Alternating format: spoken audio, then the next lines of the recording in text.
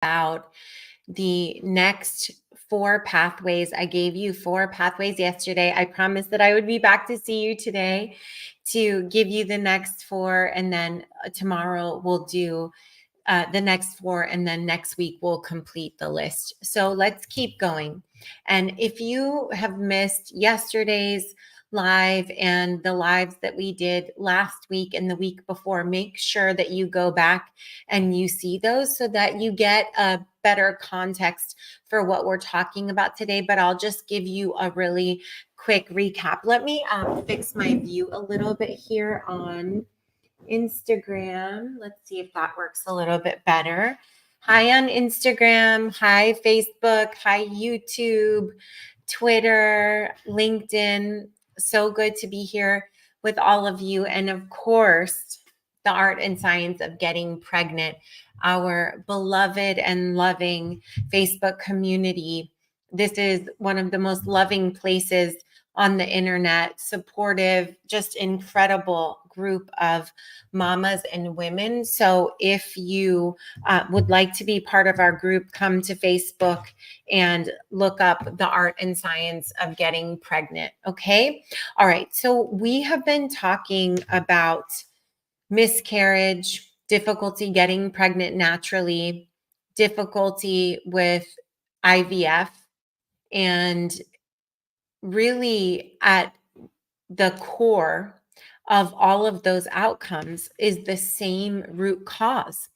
And this root cause accounts for 60+% of the issues that people are facing in these outcomes that we've just spoken about, and infertility complications and fertility challenges and pregnancy complications in general. And so what I would like to do is just remind you of the context that underlying shared root cause is, which is abnormality.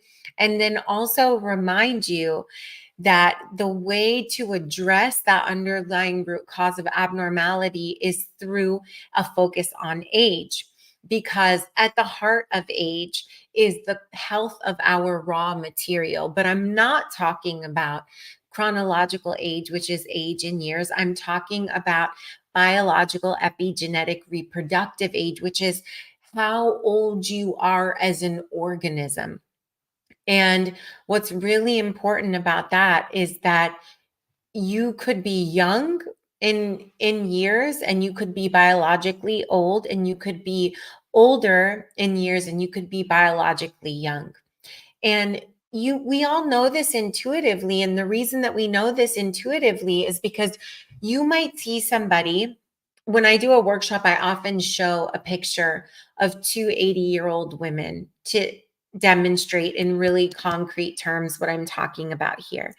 And you'll see these 2 women. I don't have the picture here with me in this setting, but you'll see these 2 women and they're side by side. And one of them she looks old. She looks like she doesn't feel well. She's walking with a cane, and she holds herself as someone who is aging rapidly, and who probably at the age of 80 is not very far from the end of her life, given that in America, at least, the average lifespan of a woman is 80 years old. She looks like a woman who's approaching the end of her life.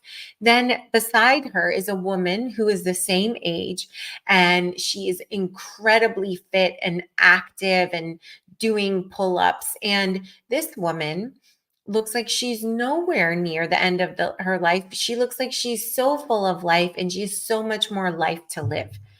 And conversely, I'm sure that you can think about people who are younger who feel really old for their age. So, I can just think of people in their teens and in their 20s who are just really weighed down by life and aging rapidly. We call this weathering in the sciences.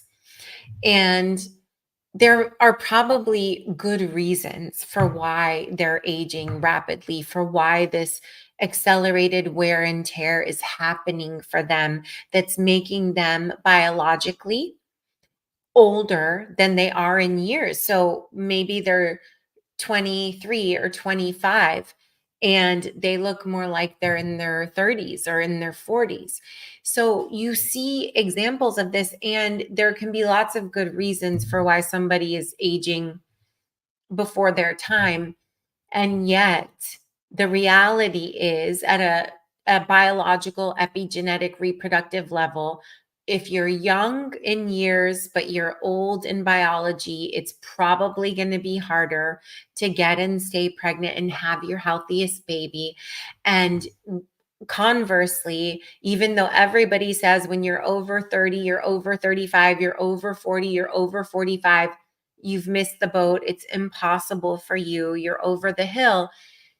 If you can be biologically younger than you are in years, then you're giving yourself the very best odds. And I'll never forget a mama saying to her doctor, "Look, I've trimestered. Just look at me. And if you don't know what the trimester is, I'll tell you in just a second. I look younger at 35 than most people do in their 20s. I am healthier at 35 than most people are in their 20s. And there really is something to that.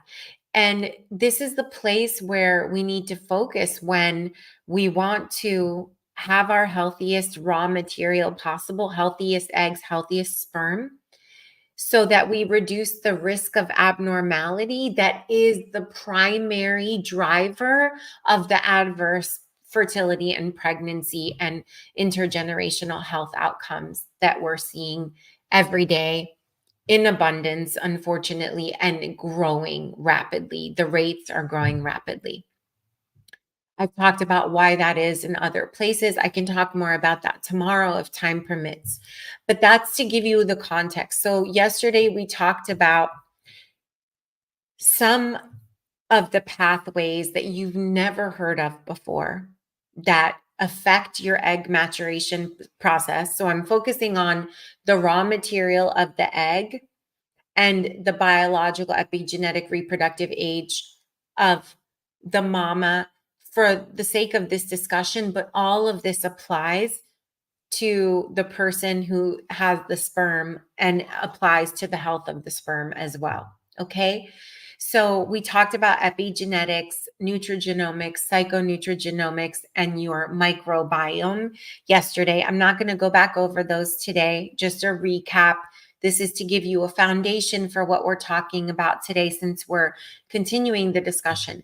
Let me tell you about the next 4 example pathways that I want you to be aware of that you've never heard before. These are incredible secrets from science to know about that most people have never heard of, and even many doctors know nothing about. So this is how you get to be a positive outlier in your understanding of your body, of your fertility, and of your reproductive potential and power. And that's what I want for you. I want you to have your reproductive potential and power in your own hands. You don't need to wait for somebody else to give that to you.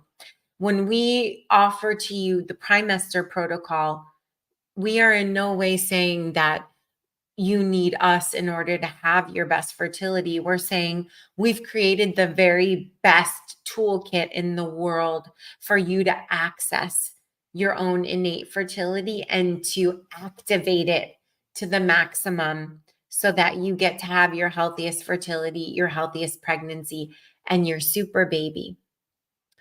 So let's talk about these next 4 pathways. I'm going to give you an overview of these 4 sample pathways, and then I'm going to zoom back in and give you a very concrete action step, just like I did in the live yesterday. Now, over the course of these days, we're talking about 14 or 15 sample pathways, but this is in no way an exhaustive list. This is In the trimester protocol, we're addressing at least 1,000, if not closer to 2,000 pathways that go into the complex network that makes up your fertility and pregnancy system. This is not a simple system. It doesn't come down to any one thing. And I think it's very easy to really get fixated on zooming in and to really get hung up on one thing. Am I taking the right supplements? Am I eating the right things? Did I do something wrong if I lost the baby? Whatever it may be. And I want to tell you that there are a lot of factors that are many factors that are going into this. We're addressing all of them in tremendous breadth and depth in the trimester protocol. That's why it's so powerful. So this is not an exhaustive list. There's no way we would be able to cover it all today, but I just want to give you examples of the things that nobody's ever told you so you can be aware of them and you can start to work on them, address them. And if you want to address them in a very uh, conscious, deliberate, intelligent, methodical way, then come next time the doors to the trimester protocol open, which we expect to be sometime around May of this year, then be sure that you're joining us. Okay. In the meantime, let us give you a resource. We'll send it to you as a gift to help you on your way. Just comment fertile, put fertile in the comments, or send it for your privacy. If you would like to send it privately, send it to me via DM. All you have to do is put the word fertile and I'll know what you mean and we'll send it to you. Okay. All right, so here are the next four. Psychoneuroimmunology. These are the critical interactions between our psychology, the brain, our immune system, and our fertility. And there are these really intricate feedback loops between our fertility and our psychology that traditional fertility and infertility care and even maternity care completely overlooks. And yet we have a mountain of scientific data to demonstrate just how critical these are in predicting outcomes. So we've got to address them. And we do this in immense detail in the trimester protocol. This is one of my areas of specialty and training in PNI, or psychoneuroimmunology. The gut brain axis. So we teach you about the three brains, including the gut brain, in the trimester protocol and what they mean and how to use them for better fertility. Stress. Now, this is really important, and this is the big one. It's a big topic in and of itself. I'm going to stop there and we'll dedicate a session to talking about stress. And then the fourth sample pathway I want to highlight for you today is nitric oxide production. And here's where, so we're zoomed out so far. So here's where I want to zoom in and give you one action step, one thing that you can start doing today.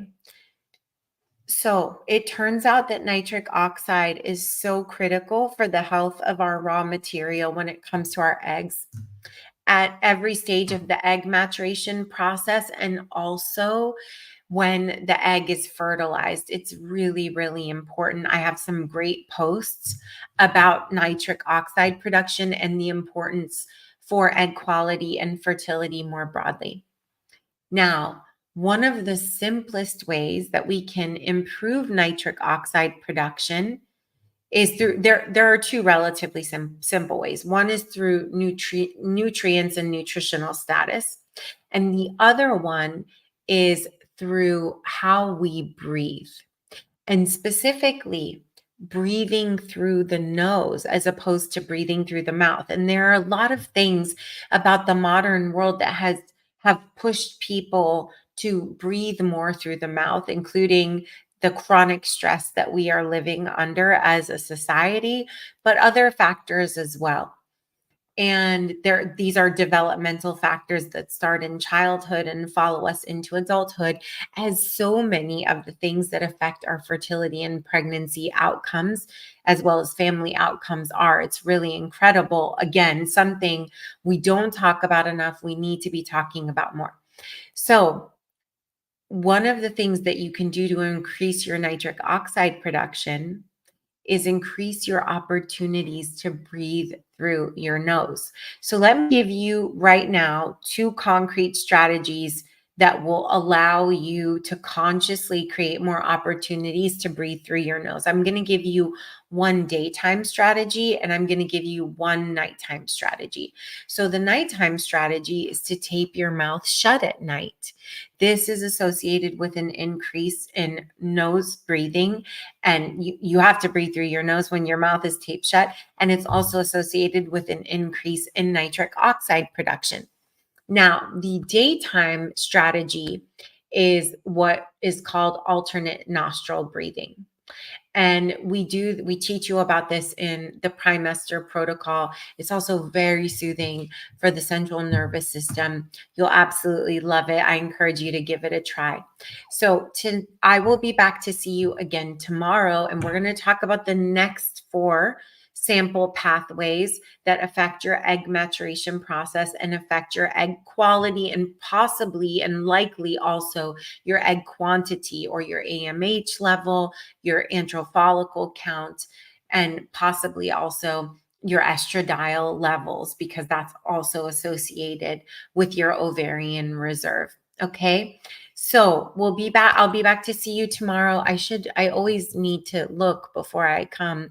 Okay. So I'm very happy to say that I was able to come earlier than expected today. I don't get to say that many times in my life, to be perfectly honest with you, at this point with the fullness of my schedule, but so happy I was able to achieve that for you today. So my plan tomorrow is to see you around this time, so 10:15 a.m. Pacific, so we can continue this discussion. I'm really enjoying having it with you. It's been really incredible to connect with hundreds, if not thousands of you around this topic of egg maturation, which is the second stage of the 13 stages of healthy conception. The first stage was antral follicle count. We talked about that in January, and we will be moving into stage 3 for the month of March. But for now, we're going to continue our discussion on our deep dive into egg maturation and how that's related to egg quality and broader indicators of ovarian reserve. I'll be back to see you tomorrow around this time, 10:15 a.m. Pacific, 11:12. 1:15 p.m. Eastern, so 10:15 a.m. Pacific, 1:15 p.m. Eastern. I'll see you tomorrow, sending you off with super baby dust and warmest wishes. I can't wait to be with you again tomorrow. Now, remember, everywhere this is posting, in the comments, say fertile or send us a DM with the word fertile. We'll send you a free gift to help you on your way. And as soon as the doors open to the Primester protocol, again, this is the time to take incredible action toward your fertility and family goals. This is the closest thing to a fertility GPS we have in the world. And it has been developed, tested, refined over almost 3 decades based on the most incredible of our cutting edge science, innovation, and also deep human connection. So I think that nexus is the trademark of the hallmark of what we do and why it's so special and why it's so effective. So I'll be back to see you tomorrow. I'm going to go over the next 4 pathways, these secrets from science for improving your egg maturation process and your egg quality, or supporting your egg maturation process and egg quality. And then we'll do another zooming in example to give you a concrete strategy to take away with you. All right, I'm going to close here. Comment fertile, put fertile in the comments, send privately via DM if you like. On Instagram, when I publish this live, the comments that you're leaving live go away. So please make sure to come back to the published post or reel in order to put your fertile comment there, or to send it via DM, or you can just send it via DM now. Sending you off with warmest wishes, sprinkling super baby dust in your direction. See you at the same time tomorrow.